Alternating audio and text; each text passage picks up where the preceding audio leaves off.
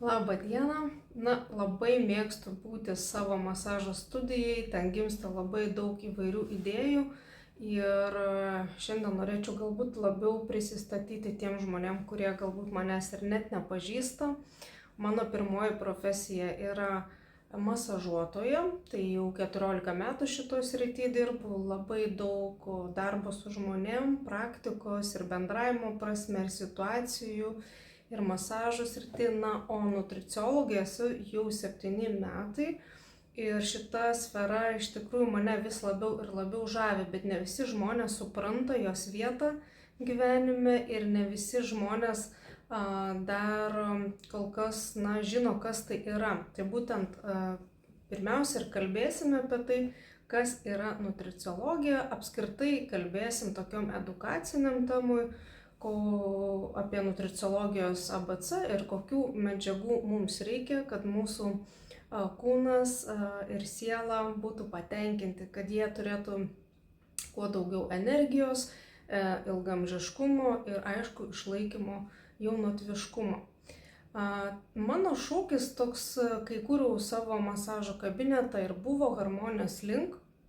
Ir aš iš karto nelabai supratau, kaip aš galiu paliesti giliau žmogaus tą kūną, kaip jo sielą galėčiau labiau suteikti galbūt ne tik tai tokio poilsio, bet ir šiek tiek daugiau. Ir mano gyvenime atėjo nutriciologija. Tai nutriciologija yra tas sritis, kuri kalba apie tai, kaip maistinės medžiagos daro įtaką mūsų organizmui. Tai labai paprastai, ką mes suvalgom, tai gali padaryti mums gerą arba padaryti blogą. Žiūrim, kokia yra medžiagos kokybė,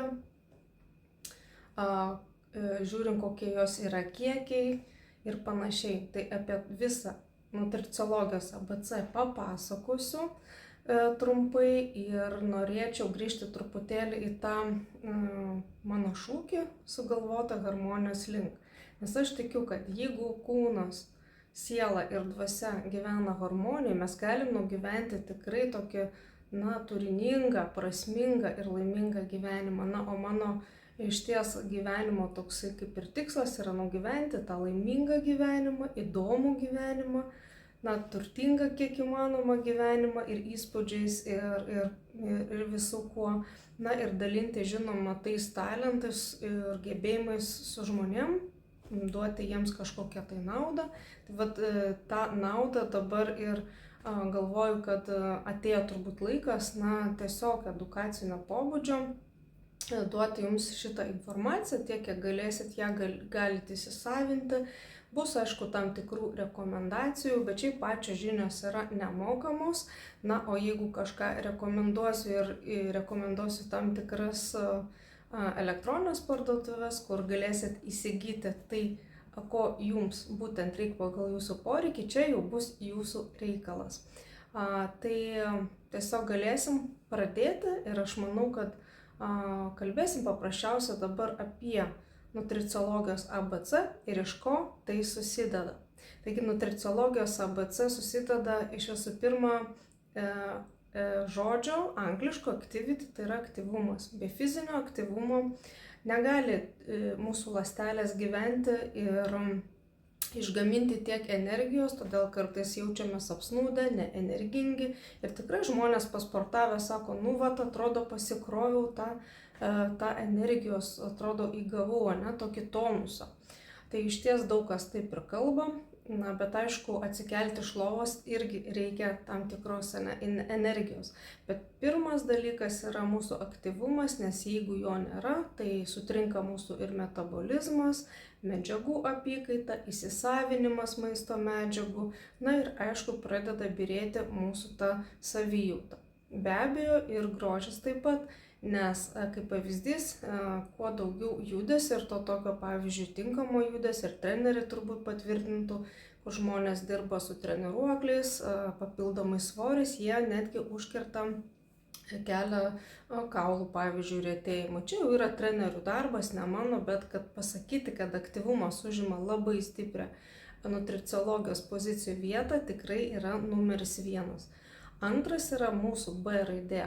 Angliškai būtų building, tai mūsų išvertus į lietuvių kalbą, tai yra ląstelių maitinimas arba ląstelių statyba. Tai vat apie tas statybinės medžiagas mes pakalbėsime plačiau, bet tai yra tai, ką mes valgom ir tai, kuo papildom maistą, jeigu taip paprastai tariant. Toliau yra C raidė. C raidė yra angliškai cleaning, tai yra reguliari detoksikacija, apie tai irgi plačiau kalbėsim. Na ir D tai yra defense, tai yra ląstelių apsauga, kaip apsaugoti mūsų ląsteles nuo to pačio laisvo radikalo kiekio, tai taip pat kaip jas apsaugoti nuo žalingo aplinkos poveikio, apie visą tai toliau ir kalbėsim ir aš tikiuosi, kad tas nutricologijos ABC padės jums giliau susipažinti tai, kas yra naudinga būtent mūsų fizinė energija, o fizinę energiją paprasčiausia galima atstatyti. Psichinė energija, jinai tokia, subtilesnė yra, su ją irgi reikia mokėti dirbti. Ir apie psichinę energiją irgi taip pat skirsim laiko, čia jau reikia daugiau įdėti pastangų. Na ir aišku, apie dvasinę taip pat toliau pakalbėsim.